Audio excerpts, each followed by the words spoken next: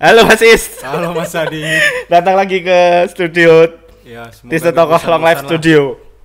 Udah berapa hari kemarin Mas? Terakhir kita ketemu itu dibahas tentang pergerakan ya? Iya, Nah. milenial duta Shopee. Terus kemarin aku punya ide wah iki Mbak ngajak Mas Is lagi buat ngobrolin tentang kasus hukum dan terutama hukum di kemarin yang baru booming ini, putusan pengadilan tersangka penyiraman air aki apa air keras itu akhirnya Tuntutan. itu. Tuntutan itu Air ya. keras.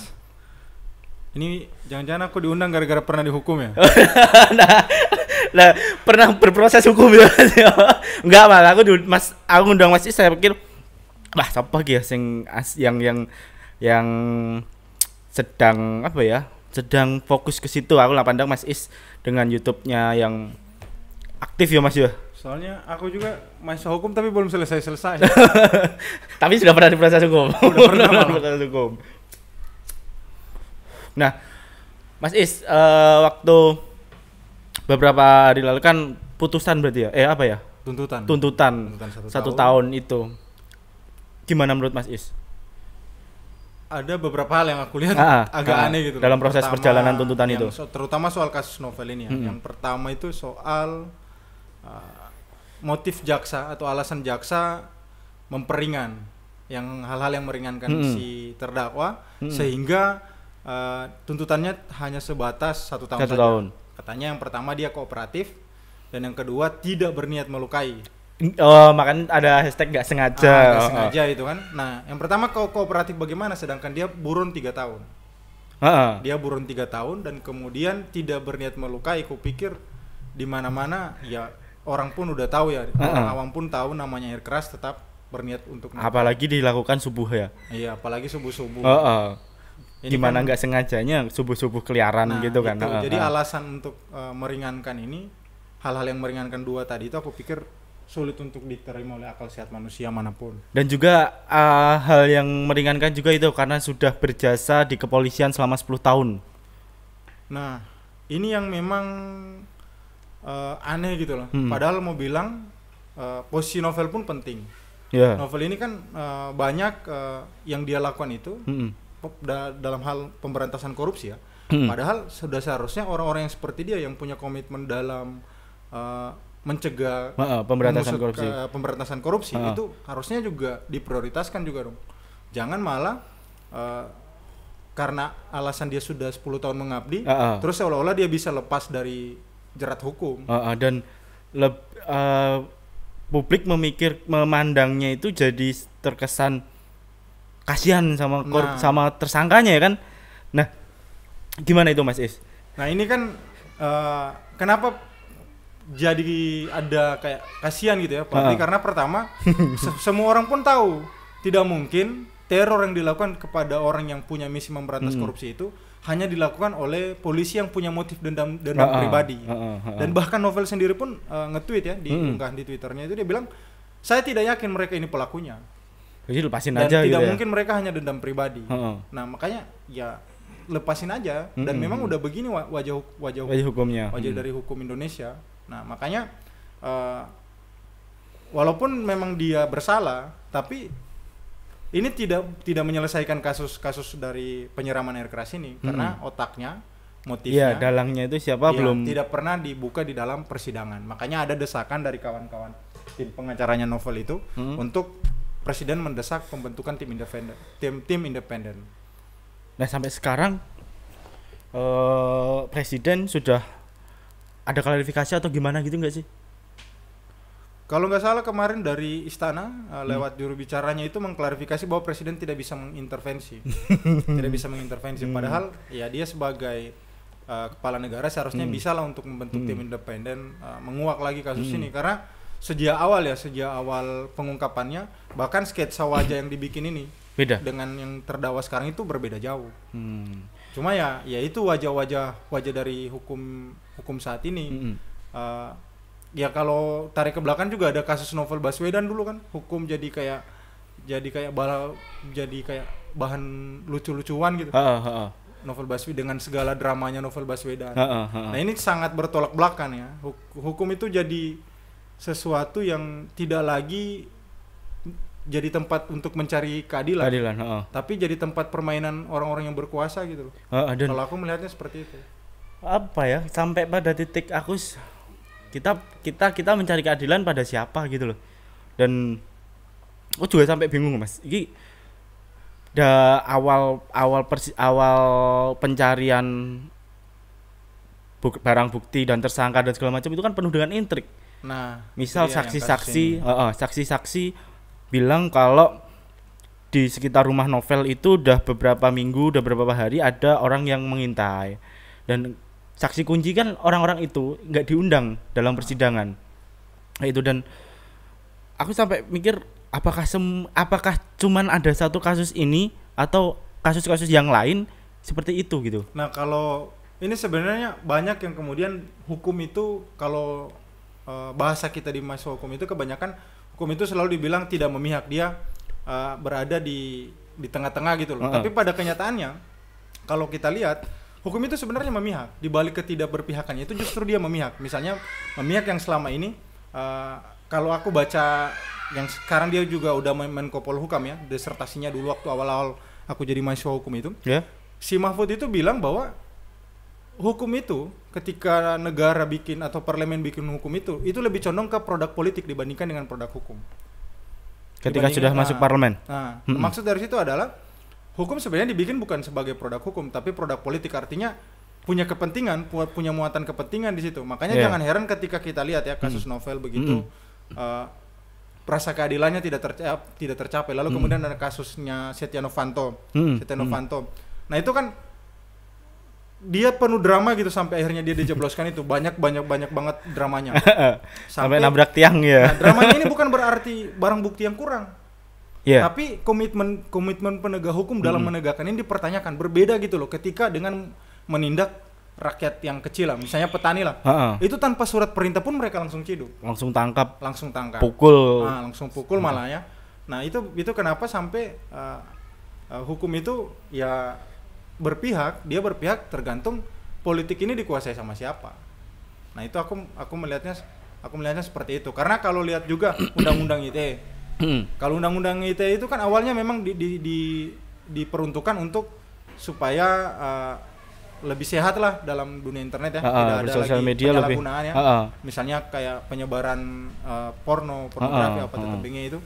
Nah, itu kan tadinya diperuntukkan untuk itu, ternyata malah dipakai untuk membungkam narasi-narasi yang bertentangan dengan negara. Aku kasih contoh misalnya dalam kasus undang-undang ITE ada warga biasa, warga awam yang mengkritik tentang posisi pejabat publik tertentu beserta kebijakannya. Nah, ketika di persidangan itu yang diungkap itu bukan esensi dari maksud dia memposting itu misalnya, tapi malah ke ujaran kebenciannya.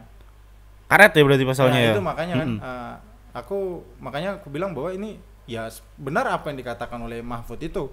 Ini sebagai produk politik aja, bukan produk hukum. Nah, cuma anehnya ketika Mahfud MD udah berada di pangku kekuasaan di lingkaran istana, dia malah dia bilang, ya aku tidak bisa ikut campur soal itu. Saya ini hanya menteri koordinator, bukan eksekutor. Kan jadi aneh gitu loh. Padahal di disertasinya itu aku ingat aku pernah baca soalnya di disertasinya. Jadi aku pikir gimana ya mereka yang mengejar apa sih mereka gitu. Orang-orang di hukum itu mengejar apa sampai segitunya gitu loh. Sampai berbuat segitunya gitu loh. Kadang ada kan tahanan politik yang sampai susah payah memperjuangkan keadilan dan akhirnya sampai 1 tahun lebih kayak gitu. Ya karena kembali ke awal yang ku jelasin tadi itu bahwa memang karena dia produk politik sehingga tergantung siapa yang berkuasa. Jadi penafsirannya itu tergantung siapa yang berkuasa dan diperuntukkan untuk melindungi kepentingan mereka. Jadi segala narasi yang bertentangan dengan narasi negara itu otomatis bakalan disikat. Nah, kalau kita ingat misalnya perihal kayak kasus rasisme inilah yang soal Papua ini misalnya, pada masa kepresidenan Gus Dur itu malah Gus Dur membiarkan bendera bintang kejora itu berkibar. Tapi di masa sekarang dilarang. Jadi kan padahal undang-undangnya tidak direvisi. soal pasal Iya, makar itu pasal- di ha. RKUHP belum Ha, direvisi. ha. Nah itu kan makanya jadi aneh, presiden sebelumnya Mm-mm. diperbolehkan, Mm-mm. presiden yang sekarang tidak diperbolehkan. Berarti lahirlah Soeharto baru ya. Nah itu makanya kalau Ha. soal Soeharto baru ya kan memang reformasi hanya Soeharto doang yang lengser kan, Iya. sistemnya enggak. Jadi pelengseran Soeharto itu karena Soeharto kecil yang ingin berkuasa kayak gitu mungkin ya. Nah itu makanya yang perlu kita pelajari di reformasi itu. Yang pertama, Mm-mm. ketika Soeharto lengser itu sistemnya tidak ikut lengser, hanya Soeharto doang. Ha-ha. Hanya Soeharto doang karena ya isu yang diangkat waktu itu karena Soeharto Penurunan terlibat Soeharto KKN, ya. KKN doang. Sehingga karena bukan sistemnya yang disikat, tapi hanya Soeharto doang, hanya pimpinannya doang, otomatis mereka masih punya segala cara untuk bangkit lagi, Nah itu juga yang terjadi sampai saat ini. Makanya bahkan untuk humor pun sekarang udah sulit gitu loh. Iya. Udah sulit. Ada 2 kasus baru ya tuh, selain si apa Emon itu. Si Emon yang satu yang Kepulauan Sula itu kan, Ha-ha. karena mengutip kata-kata Gus Dur. Nah, itu bikin apa ya? Mungkin si Emon itu saya pikir suatu gebrakan dari anak muda yang punya movement atau gimana ya? Nah, itu. Emon ini kan dia punya program DPO, Apa itu? Dewan Perwakilan Omal-Omal. Heeh. Jadi dia selalu bikin video yang merupakan isinya itu rata-rata keresahan yang terjadi di masyarakat. Oh gitu. Nah itu kebanyakan. Cuma kebetulan yang kemarin saja bersinggungan dengan proses hukum yang penuh kontroversial. Padahal mah udah banyak banget dia. Tapi aku upload kagetnya DPO. sampai ada buzzer yang fitnah. Nah itu yang selain ancaman kriminalisasi, Heeh. ketika orang-orang ini berlawanan dengan narasi negara, itu pasti diserang lewat media sosial. Sekarang ya diserang lewat media sosial. Kalau aku kemarin baca Ismail Fatmi itu, dia berhasil melacak lewat apa ya itu aplikasinya dia Metadata. metadatanya soal yang Emon kena kasus pertama narkoba. kali yang Yang mengungkapkan mengungkap itu, membuat nge-tweet. tweet Heeh. soal Emon Pakai narkoba. pakai sabu itu ternyata dari 3 akun yang mereka posting itu secara bersamaan dan itu akun fiktif. Anonim ya. Nah, Biasanya yang fiktif. follow-nya cuman nggak ada postingan, nggak Nah, apa, dia itu. cuman itu doang gitu. Nah, kan ada juga kan yang metodenya itu kan kayak giveaway kan. Ini ada pulsa 50.000 dengan syarat naikkan tagar ini. Itu kan itu kebanyakan yang dipakai buat kayak mengaburkan persoalannya gitu loh. Apa yang dikritik si Emon tiba-tiba malah Emon yang kena kena. serang. Oke, akhirnya kemudian ada satu lagi orang di di mana? Kepulauan Sula. Kepulauan Sula ngutip quote Gus Dur yang 3 polisi jujur itu ya. Kemudian ditangkap, terus alasannya kepolisian buat pelajaran, buat edukasi. Wah, buat edukasi doang. Nah itu akhirnya kan yang jadi kontroversi sampai anak-anaknya Gus Dur nantang polisi. nah itu kan juga bener. Kenapa bukan yang buat quote yang Ditangkap. ditangkap dari dulu. Nah ini sebenarnya kan udah jelas ya kenapa sampai si Gus Dur itu ada humor seperti itu. Itu merupakan bentuk kritikannya sih, supaya Instansi kepolisian lebih baik. Polri ini lebih mau kayak introspeksi diri lah, evaluasi mereka bagaimana. Dan aku lihat sampai sekarang kebanyakan ketika ada kritik atau bahkan saran yang dimasukkan ke Polri itu malah ditanggapi bukan dengan cara memperbaiki diri, tapi dengan cara membungkam itu. Ada kasus yang kemarin itu kejadian ketika pernah baca nggak di Twitter, ada yang ungkap bahwa ada orang Iran yang berhasil membobol database Polri. Aku belum pernah baca itu. Di situ dia gimana? Berhasil menjebol berhasil Server. masuk ke servernya Polri, polri.go.id itu. Tapi si Kominfo lalu kemudian Polri sendiri, humasnya itu mengatakan hoax. Hoax, dan ternyata di balik mereka mengatakan itu hoax, mereka malah mendatangi yang buat tweet itu. Datang ke rumahnya, lalu kemudian minta, "Mas, tolong lengkapi ini yang soal Mas bilang itu kita kebobolan apa aja itu." Nah di sini kan mereka malah ajak dia kerjasama. Tapi mereka udah udah cap hoax, padahal beneran terjadi. Iya. kalau nggak beneran terjadi ngapain dia Ngapain minta dia? tolong ke orang ini? Benar. Nah kebetulan orang ini yang memang bagian dari komunitas hacker gitu loh, yang diajak ini. Aku baru baca juga tadi sih, karena dia baru di 4 hari yang lalu dia nge-tweet. Kemarin dia diundang ke Bareskrim, untuk mengklarifikasi itu. Dan ternyata benar. Mereka udah mencap itu hoax, ternyata benar. Begitu juga kan yang kejadian di Veronica Koman. Mbak Veronica gimana itu? Mereka cap hoax, ternyata beneran terjadi. Mereka klarifikasi di kemudian hari bahwa ini benar-benar terjadi. Nah ini kan yang sebenarnya gegabah ketika ada kritik-kritik bukannya evaluasi, tapi malah beli sesuatu itu hoax atau bahkan dikriminalisasi. Dan pokoknya intinya masyarakat harus terframing dulu gitu ya, hukum di sini ya. Dan itu dia yang ya seolah-olah hukum ini bukan lagi tempat untuk mencari keadilan, karena kalau lihat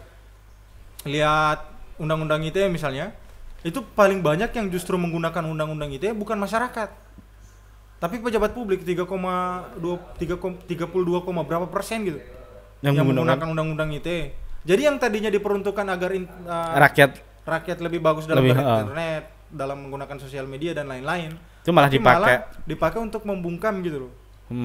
Karena ya data berbicara demikian. Itu kan jadinya kayak produk-produk hukum saat ini bukannya bikin warga atau kondisi kita lebih baik, tapi malah dipakai untuk membungkam yang berlawanan dengan negara. Nanti jadi aku baca kisah toh.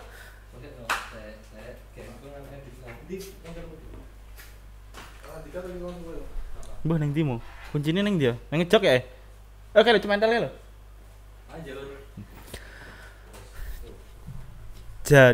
Jadi hukum kita mengalami kemunduran atau memang udah lagi belajar hukum atau gimana sih Mas?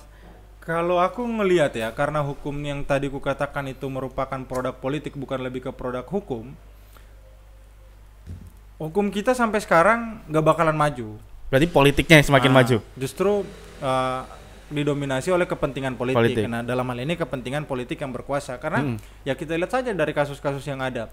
Ketika menindak rakyat kecil, itu pasti barbar banget.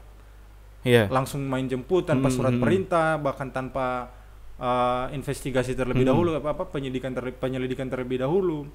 Bahkan barang bukti belum cukup pun diada-adain ya, barang buktinya diada-adain, kayak bukti makar kemarin cuma charger, mouse gitu ya. Mouse itu kan. Nah, ini kan aneh, tapi giliran orang-orang yang kayak pejabat aparatur negara yang terlibat itu, barang buktinya udah lengkap, tapi masih diulur-ulur waktunya. Jadi memang ya ini, makanya jangan heran ketika banyak masyarakat yang kemudian menganggap bahwa hukum ini udah tumpul banget ke atas, tapi tajam banget ke bawah. Dan terang-terangan gitu ya Mas ya. Terang-terangan itu aku sekarang. yang membuat pikiranku merasa hukum yang beberapa tahun lalu dan sekarang berbeda itu karena terang-terangannya itu loh. Terang-terangan dibuat-buat gitu loh. Air keras dibilang air aki, terus menyalahkan yang rawat novel. Ini kan, aku bilang ki ngopo toh gitu. Masa justru dibilang itu karena kesalahan penanganan ya. Kesalahan penanganan, makanya aku jadi kok bisa-bisanya gitu loh. Masa dokter Singapura mau dengan kan? Makanya itu kan paling dokter Singapura waktu itu pas baca berita rilis dari polisi itu kan, yang jadi polisi yang jadi pengacaranya itu kan, paling dia anjir aku masa dibilang air keras sama air aki campuran nggak bisa bedain gitu kan. Nah itu kan jadi yang jadi anehnya. Polisi yang nangkap, yang nyidik polisi, yang nahan polisi. Terus yang bela polisi, yang minta dibebasin polisi. Nah, pikir akan gimana ya Mas ya. Terus pada sampai titik nanti apakah banding 1 tahun ataukah novel udah bilang sudah nyerah, pasrah aja, nggak akan berharap lebih dari hukum di Indonesia. Kalau aku sih wajar sampai si novel juga frustasi ya, sampai dia ibaratkan bilang ya udah daripada cuma 1 tahun mending dibebasin aja, daripada itu orang kasus juga nggak terang benderang. Karena kalau ngelihat fakta yang sekarang ya, hukum sekarang, Mm. bagi aku pun kalau berposisi sebagai novel, ya nggak bakalan berharap banyak lagi. Apakah aku akan dapat keadilan atau enggak? Nggak bisa berharap banyak lagi. Nah, berarti memang kalau udah pada situasi seperti ini, ada yang perlu kita rubah gitu loh, reformasi hukum misalnya kan. Ada yang perlu kita rubah dan ini harus dipikirin seharusnya oleh kawan-kawan di mahasiswa hukum, jangan sampai menjadi malah generasi terusnya itu. Karena kebanyakan ya harus diakui di fakultas-fakultas hukum itu mayoritas mahasiswanya belajar hukum positif doang. Dia hanya belajar pasal-pasal, dia hanya belajar bagaimana hukum ditegakkan. Menarik itu ada sorry aku potong. Ada hukum politik hukum positif dan hukum negatif. Jadi gimana itu yang dipelajari? Itu kan yang kebanyakan itu yang sering dipelajari cuma tentang ya, bagaimana hukum ini ditegakkan, lalu kemudian pasal-pasalnya. Nah, ini kan yang sebenarnya absen itu bagaimana hukum ini dipergunakan untuk memenuhi keadilan, lalu kemudian tanpa mengabaikan prinsip kemanusiaannya gitu loh. Nah, ini yang perlu dipikirin sama-sama oleh mahasiswa hukum, karena kalau seperti ini terus ya hukum kita bakalan bukan maju atau jalan di tempat, tapi malah makin mundur ke belakang karena dipergunakan untuk terus melindungi kepentingan segelintir orang gitu loh. Iya. Jadi apakah mungkin mahasiswa hukum sekarang udah merasakan hukum Indonesia juga kayak gini, ya udah wajar aja, yang penting aku punya gelar sarjana hukum terus nanti kerja di direktorat seperti itu gitu gimana? Nah, kalau orientasinya memang hanya untuk misalnya mahasiswa hukum kuliahnya untuk dapat pekerjaan, yang penting aku jadi pengacara misalnya, jadi advokat, terus misalnya ngurusin kasus perdata yang uangnya banyak, kasus pidana juga lah ya, walaupun kebanyakan pidana tidak sebanyak perdata, atau kemudian jadi hakim atau jaksa. Kalau orientasinya cuma ke situ, mengembalikan uang yang udah dikeluarkan semasa kuliah, ya otomatis hukum juga bakalan begini. Oke. Nggak seharusnya yang ditempatkan adalah keadilan dan kemanusiaannya yang perlu diprioritaskan gitu loh. Nah, karena memang fakta pada hari ini hukum itu udah mundur banget. Hukum kita memang dipergunakan untuk segelintir orang saja. Jadi sisi kemanusiaan malah mundur, sisi hukum juga mundur ya. Nah itu makanya kan udah kita sering membungkam ruang demokrasi, giliran diperhadapkan dengan hukum pun masyarakat awam, masyarakat biasa selalu kalah gitu loh. Selalu kalah, bahkan orang yang punya posisi tertentu kayak Novel Baswedan sendiri ketika dia ada di dalam lingkaran itu, misalnya ketika di KPK atau apa, dia disanjung-sanjung. Tapi ketika dia melawan arus itu, berarti dia kan melawan kekuatan besar nih ya, yang dulu dia ada di dalam situ. Nah itu dia juga bakalan disingkirin. Jadi ibaratnya KPK itu kesebelasan ya, orang kesebelasan yang melawan korupsi dan kesebelasan yang korup. Nah itu kan udah pernah terjadi juga kan beberapa kali kasus buaya. Nah jadi orang-orang di KPK itu juga ngegolkan lapangan ke gol gawang sendiri gitu ya, bunuh diri itu. Makanya kalau KPK nggak berpihak ke Novel juga, nggak mendesak agar ini kasus cepat selesai, perlu dipertanyakan komitmen KPK. Nah kalau menurut Bung Is, KPK sekarang gimana Bung? Adakah harapan atau gimana?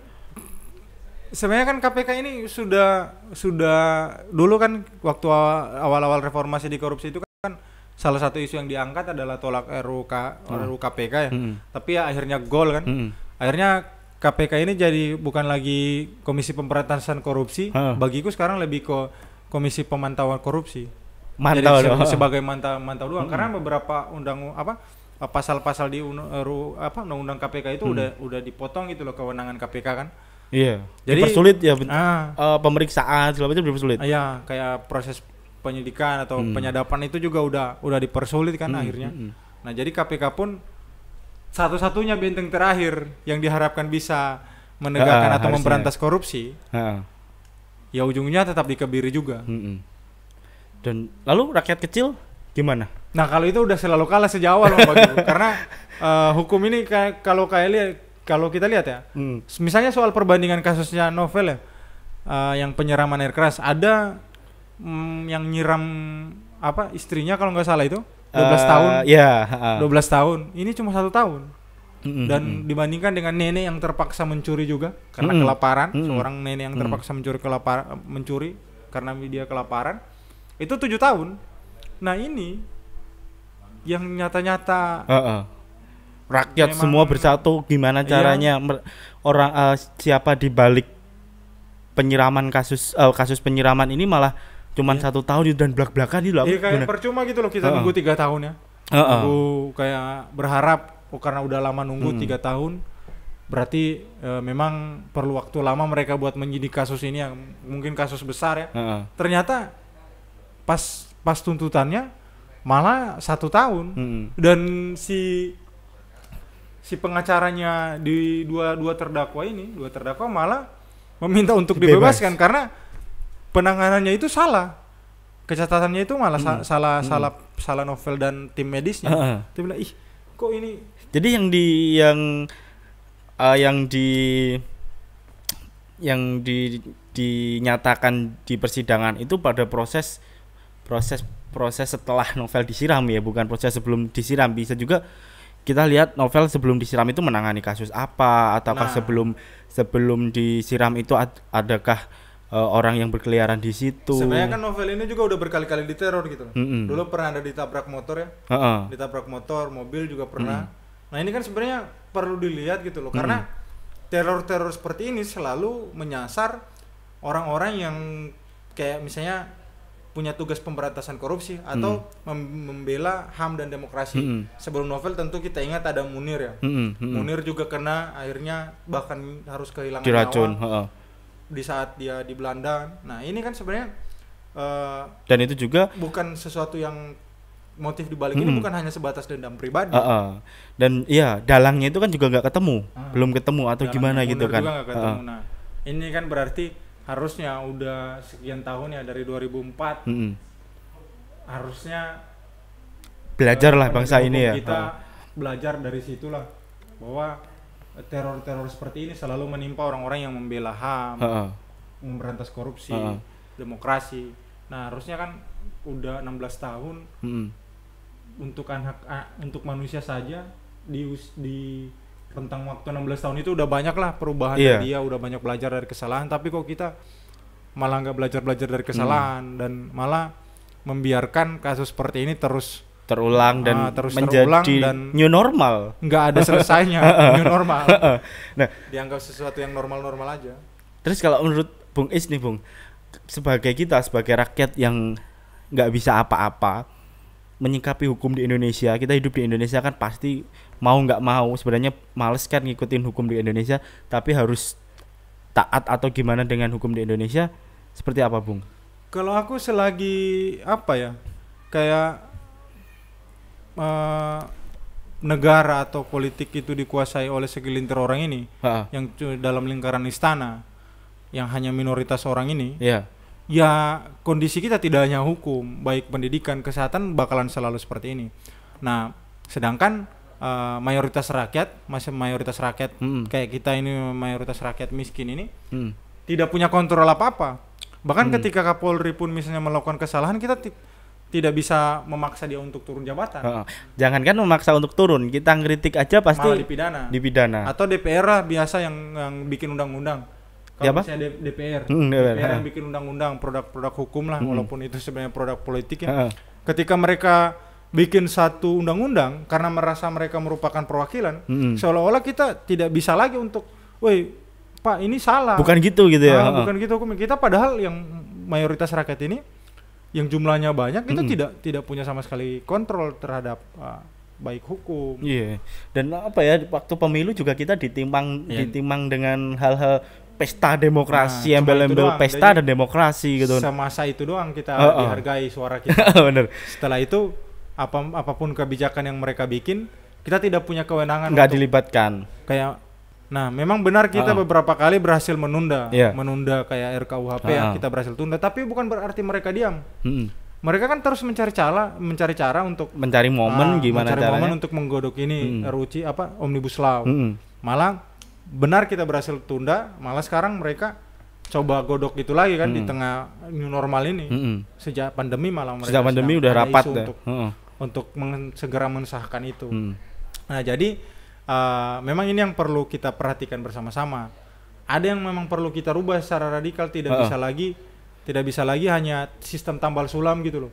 Tambal maksudnya sulam. Gimana itu? Tambal sulam itu kayak misalnya kayak gelombang reformasi. Gelombang reformasi itu kita udah banyak orang tahu bahwa Soeharto itu seorang kapitalis bersenjata ya. Tapi yang diserang pada saat itu bukan karena statusnya sebagai seorang kapitalis bersenjata, tapi karena dia KKN. Sebagai presiden yang KKN. Nah, sebagai presiden, sehingga yang keluar dari lingkaran istana, lingkaran kekuasaan hanya Soeharto doang. Golkar tetap ada. Golkar tetap ada, dan walaupun militer coba udah di ABRI dibubarkan, ABRI dibubarkan diganti tentara, tapi komando teritorial tetap ada. Tetap ada. Terus kemudian malah karena mereka tidak berhasil dipukul mundur semua, akhirnya mereka mencoba kembali lagi masuk mengintervensi kehidupan sipil. Nah, jadi bukan sosoknya yang kita ganti, tapi sistemnya yang kita ganti. Karena yang salah ini sistemnya. Sistem yang ada di negara kita yang salah. Makanya kalau bisa, memang untuk setiap gerakan yang udah digagas sekarang, aku tidak menyalahkan orang yang cuma angkat per isu, misalnya isu RUU PKS atau isu RUU permusikan itu ya, RUU permusikan atau isu soal Omnibus Law. Memang aku tidak menyalahkan orang, dan itu tidak salah, tidak salah mengangkat isu, tapi jangan biarkan kita cuma terfokus dalam isu itu. Dan kita harusnya yang kita ambil adalah menjelaskan bahwa isu ini berkaitan erat dengan sistem yang ada sekarang. Oke lah, kita berhasil mensahkan RUU PKS. Tapi ketika selesai RUU PKS ini bukan berarti masalah selesai. Masalah kesejahteraan selesai, masalah jamin hak perempuan selesai. Belum. Ada sistem-sistem yang perlu, yang saling berkaitan dan perlu diperhatikan juga gitu ya. Iya, karena satu sama lainnya selalu berkaitan. Oke, memang benar kita berhasil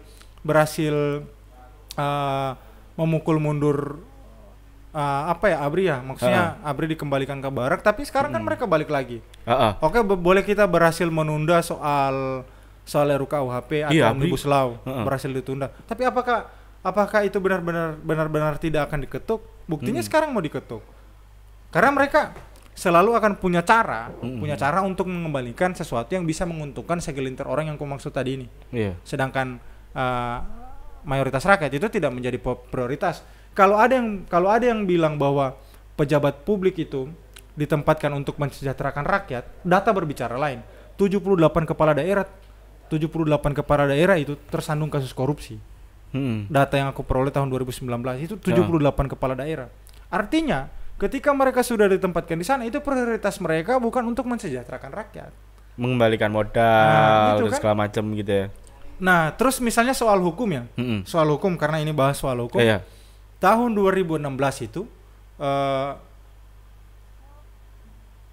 suap menyuap di Mahkamah Agung, data dari Mahkamah Agung, korupsi di lembaga peradilan itu ada di nomor 2. Hanya kalah di jumlah kasusnya ada di urutan nomor 2. Hanya kalah dari kasus narkoba.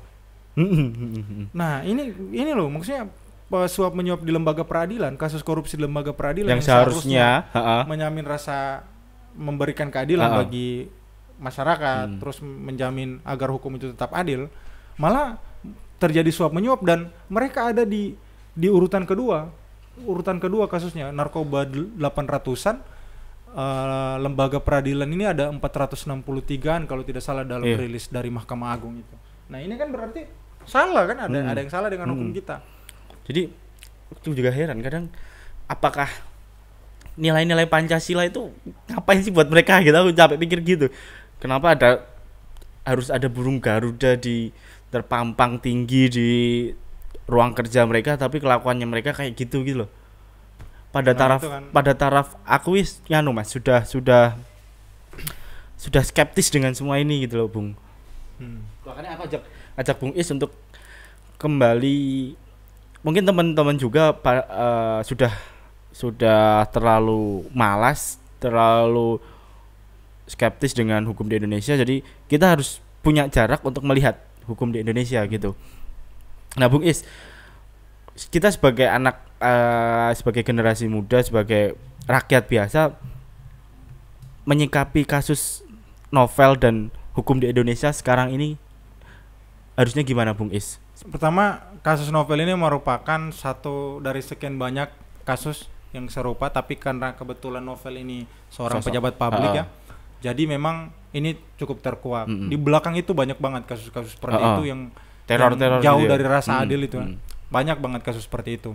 Nah, untuk itu kalau aku untuk teman-teman yang ada di luar sana, ya kita harus mulai mempertanyakan sistem yang ada sekarang. Kita harus mulai memikirkan apakah ini hanya semata-mata karena pejabat yang korup atau karena ada sistem yang mengendalikan ini, yang sistem yang sudah usang ini, sistem yang sudah usang yang dikuasai beberapa orang itu, karena sudah terbukti gitu loh, sistemnya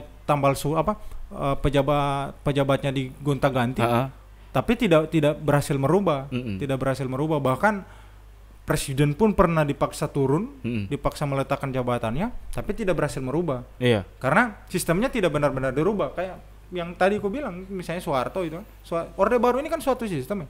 Orde Baru suatu sistem yang digulingkan bukan Orde Barunya, tapi hanya Soehartonya. Soehartonya aja. Nah, jadi ya yang perlu kita lakukan sekarang, terutama sejak kasusnya novel ini mencuat ya, ya perlu kita pertanyakan lagi sistem yang ada sekarang. Apakah sistem ini memang masih ada harapan untuk diperbaiki atau tidak? Kalau aku secara pribadi memang sudah tidak ada harapan, memang harus diganti, harus kalau bisa dibilang ya dikembalikan lagi kekuasaan berada di tangan rakyat gitu. Kalau aku karena ya sebenar-benarnya demokrasi adalah demokrasi yang ketertundukan antara minoritas terhadap mayoritas gitu loh. Artinya bukan demokrasi di sini bukan berarti dalam hal kayak misalnya kemudian menyangkut soal agama sehingga agama tertentu atau orientasi seksual tertentu harus tunduk, tapi maksudnya gitu loh, dalam hal politik misalnya, dalam hal politik kekuasaan. Jadi, gitu ya, kekuasaan berada di tangan mayoritas, bukan lagi di segelintir orang-orang ini.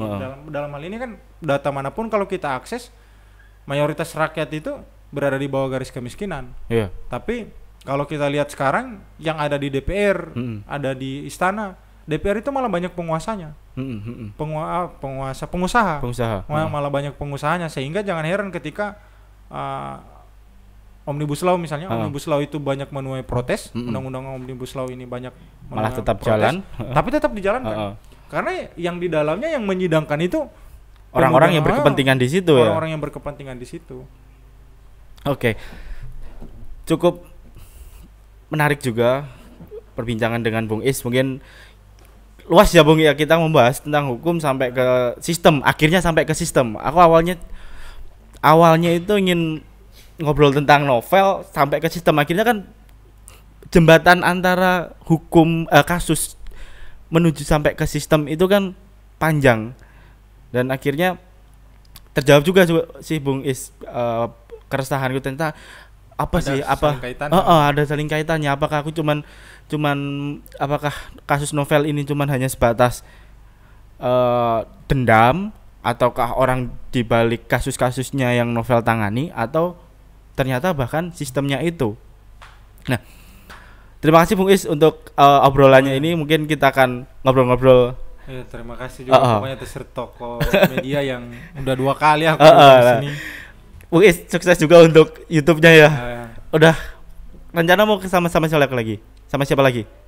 Nggak tahu juga, ini masih ada kesibukan yang biasa ngontak narahubung, kecuali kalau yang punya aku pribadi memang ya aku sendiri, aku sama si Chandra doang yang ngurus itu.